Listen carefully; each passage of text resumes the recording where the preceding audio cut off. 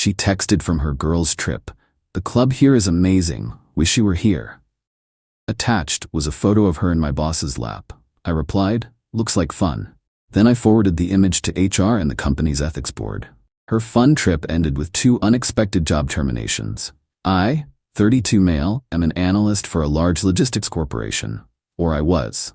Now I'm the guy sitting in his home office at 3 a.m. staring at a single email in his sent folder, wondering if he just detonated his entire life.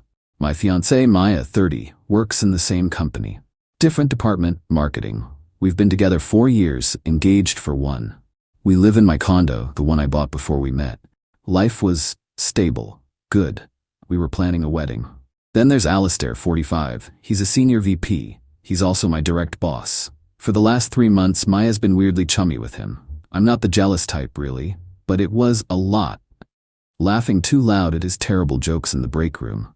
Staying late for networking drinks that just so happened to be at the same bar Alistair frequents.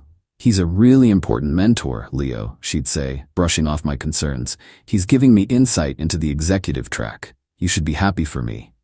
"He's my boss, Maya. It just looks a little weird," I said last week.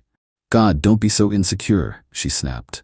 "It's work. You think I can't have a male mentor? That's pretty reductive, don't you think?" "What do you say to that?" I backed off. I felt like a chump, but I let it go. This weekend she went on a girls' trip with her friend Bree. A long weekend spa and club hopping getaway. I helped her pack, kissed her goodbye at the door, told her to have fun and be safe.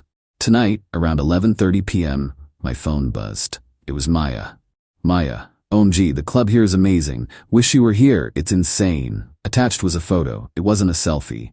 It wasn't a picture of the dance floor. It was a picture of her.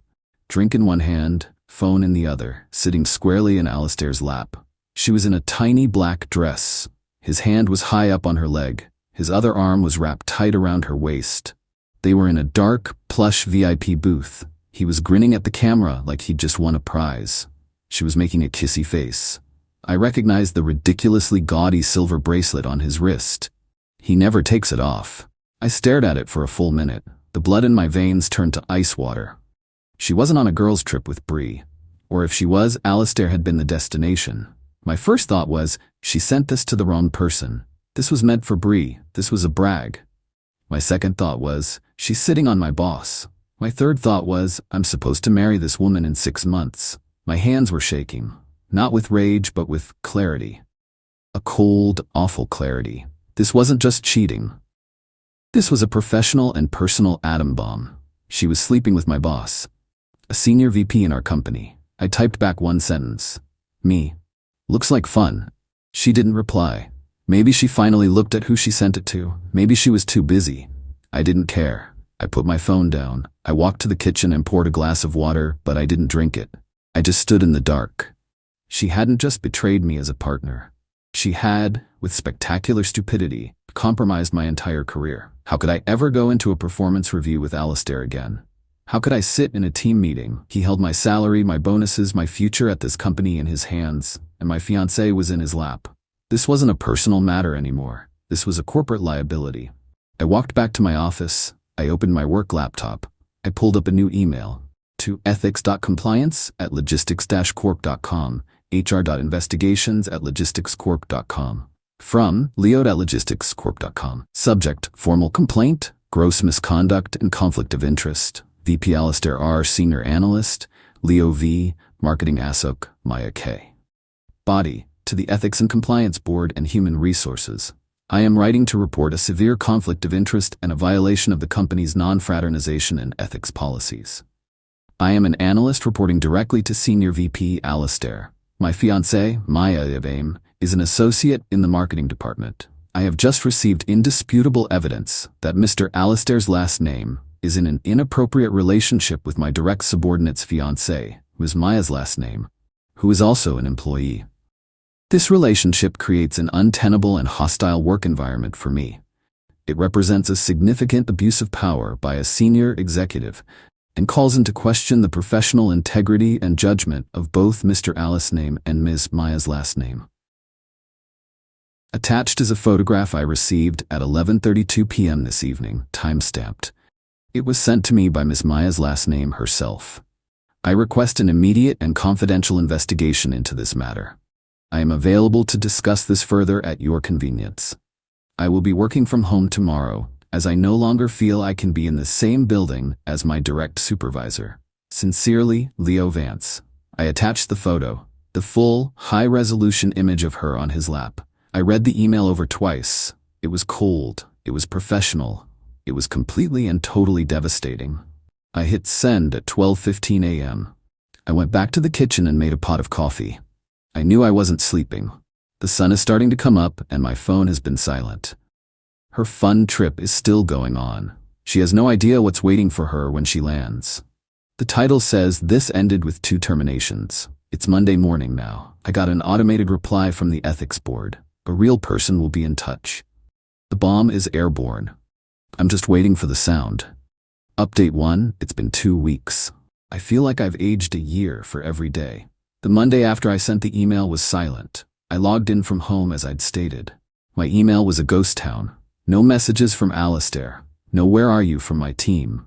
It was eerie. At 10 a.m., I got a call from a number I didn't recognize. It was a woman from the ethics board. Her voice was all business, zero emotion.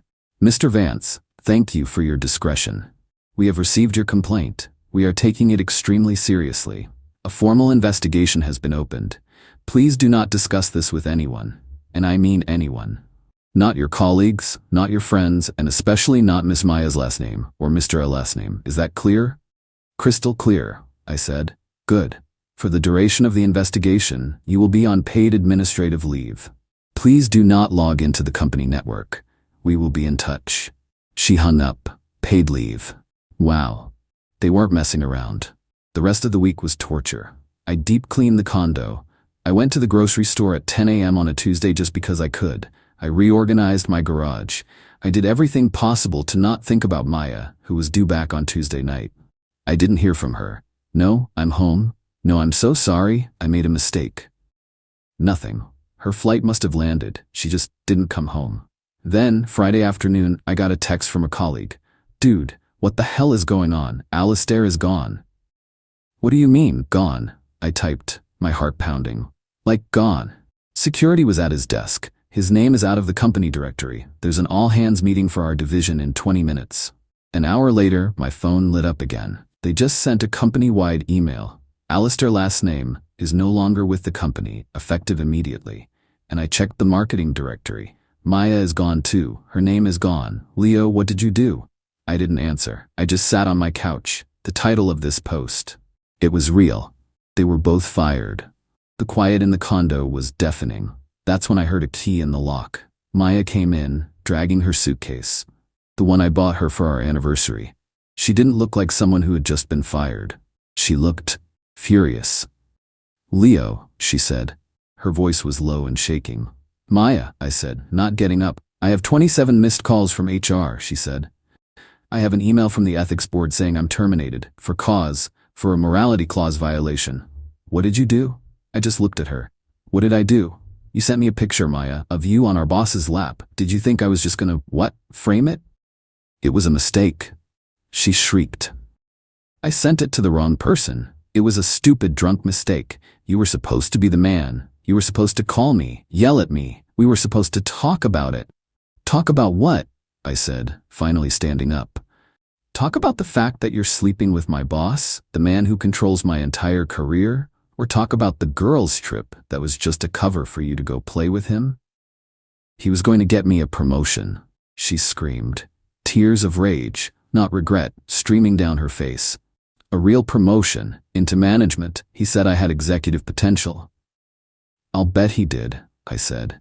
And you ruined it. You ruined everything. You couldn't just keep your mouth shut. You had to go to HR like a child. You got me fired, Leo. The entitlement was staggering. It was like I was looking at a stranger. She wasn't sorry she cheated. She was sorry she got caught, and she was furious that I had protected myself instead of protecting her. You're right, Maya, I said. I did. You and Alistair created a hostile work environment for me. You put me in an impossible position, so I removed the problem. You're both the problem. My career is over, she sobbed. Alistair's is over. He's going to be blacklisted.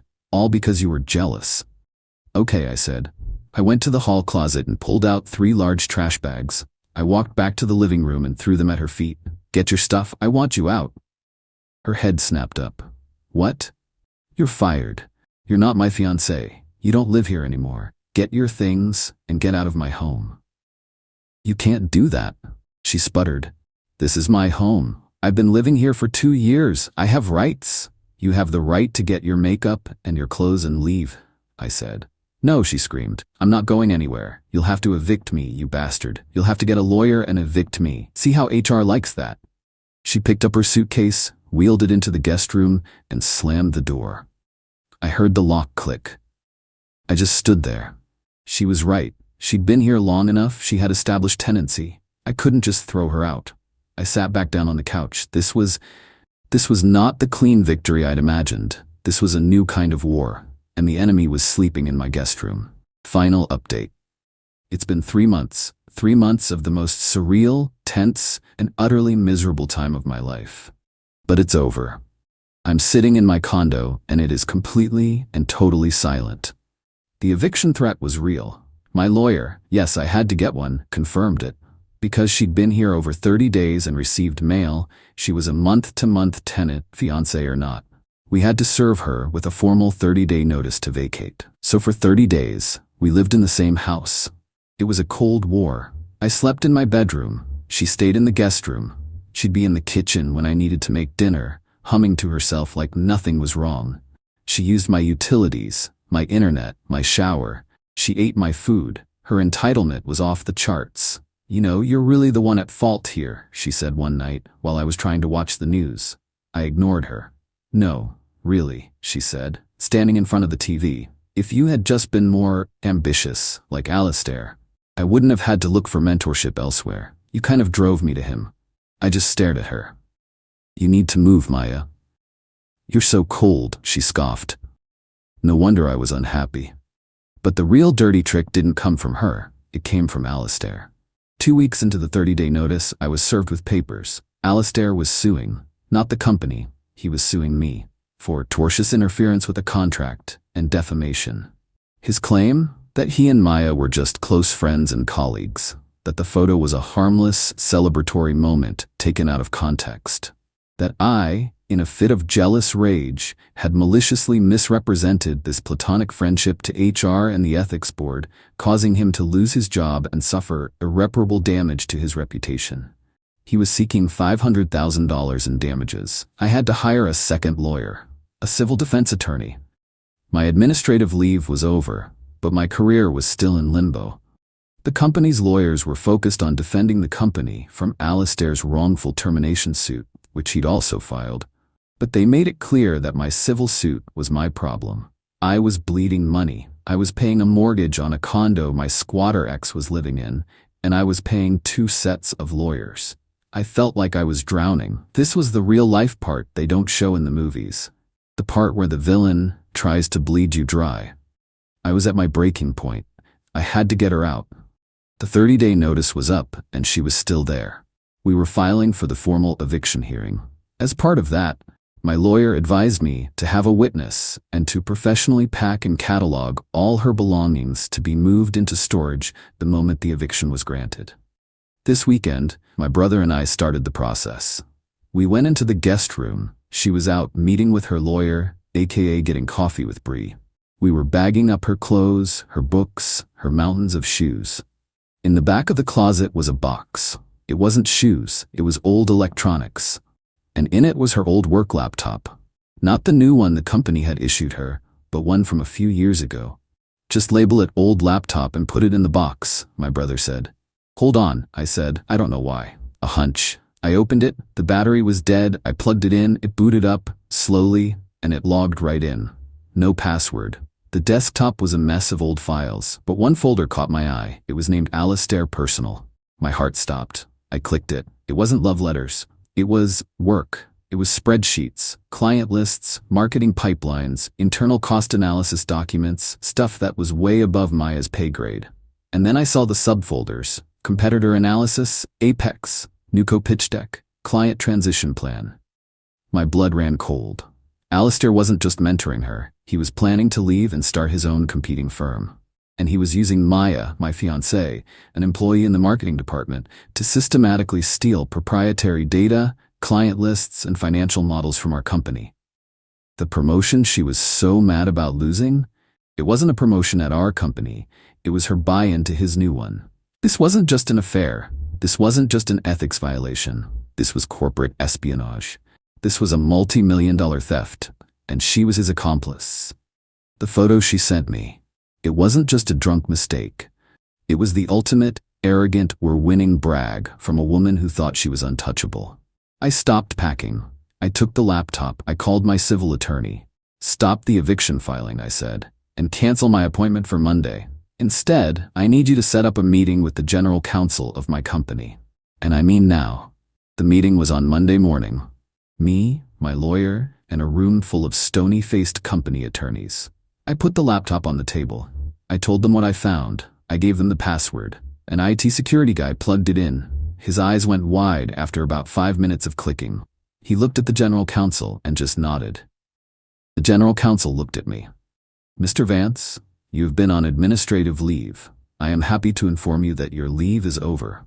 You're being promoted with a 20% raise, effective immediately. We are also absorbing 100% of your legal fees related to Mr. Alistair's last name's civil suit. I almost fainted. What happens now? I asked. What happens now, the general counsel said, is that we are filing a multi-million-dollar civil suit against both Mr. Alistair's last name and Miss Strang for theft of trade secrets, breach of fiduciary duty, and conspiracy. His lawsuit against you will be resolved, and we will be turning this laptop and its contents over to the district attorney's office to pursue criminal charges. Alistair's suit against me was dropped within 24 hours. The company's lawyers took over the eviction. With the new evidence that Maya had been using my home to participate in a criminal conspiracy against the company, they got an emergency hearing. The judge granted an immediate writ of possession. She had 24 hours. I was there when the sheriff's deputies showed up. Maya was in the living room, on the phone, probably with her mom. "Ma'am, you have to vacate the premises immediately." "You can't do this," she shrieked, looking at me. "Leo, tell them, this is our home. You can't." "It's not your home, Maya," I said. The deputies were already moving her bags to the door. "And it's not our anything." You did this," she screamed, finally realizing. "The laptop, you found it. You couldn't just let me go. You had to ruin my life." "You were stealing, Maya," I said, my voice quiet. "You and Alistair, you weren't just cheating on me. You were committing a crime. You did this to yourself." "Where am I supposed to go?" she wailed as the deputies guided her out the door. "You've taken everything from me. I have nothing." "You should have thought about that before you hit send." "Ping," I said. I closed the door. I locked the deadbolt. I leaned against it and just breathed. It's over. Alistair and Maya are both facing a massive corporate lawsuit and a criminal investigation. Their careers aren't just over. They're incinerated. They're both buried so deep in legal trouble, it's doubtful they'll ever get out. As for me, I'm back at work. I have a new title. I have a new boss who seems to actually respect me. The condo is quiet. It's empty, and I've never been more relieved. It's not a happy ending. I lost 4 years of my life to a lie. But it's a just ending. I got my condo back, I got my career back, and they got exactly what they deserved.